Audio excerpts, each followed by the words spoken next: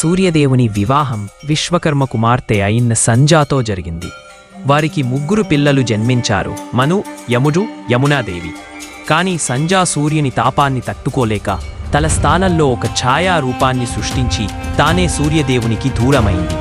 కాలక్రమంలో సూర్యుడు మరియు ఛాయా నుండి ఇంకా 4 పిల్లలు జన్మించారు: శనిదేవుడు, తాపతి, భద్ర మరియు సావర్ణి మనువు. ఛాయా తన పిల్లలపై ఎక్కువ ప్రేమ చూపుతూ సంజా పిల్లలని నిర్లక్ష్యం చేయసాగింది. యముడు ఈ అన్యాయాన్ని తట్టుకోలేక తండ్రి సూర్యుని దగ్గరకు వెళ్లి ఛాయా నిర్లక్ష్యం గురించి చెప్తాడు. సూర్యుడు తన యోగశక్తులతో నిజాన్ని తెలుసుకుని కోపంతో తన మామగారు అయిన విశ్వకర్మ వద్దకు వెళ్లి అడుగుతాడు.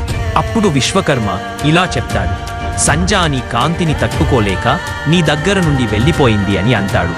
విషయం తెలుసుకున్న సూర్యుడు తన తేజస్సు తగ్గించమని కోరగా విశ్వకర్మ సూర్యుని తేజస్సును తగ్గిస్తాడు.